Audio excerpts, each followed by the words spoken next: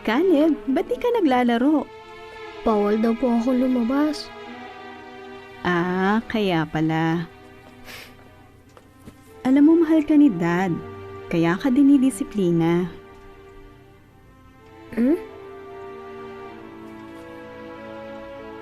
Anak, naalala mo ba yung itinanim nating puno? Opo.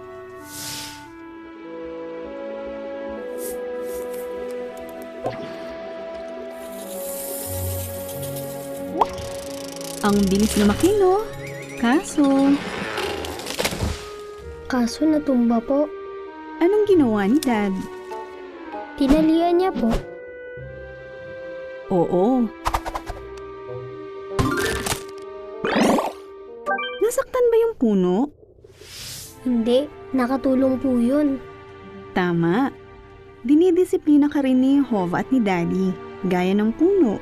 Naalala mo yung sinabi ng Biblia? Dinidisiplina ni Jehovah.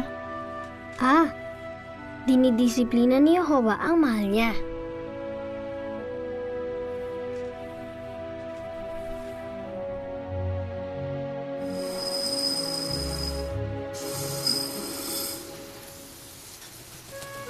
Oops.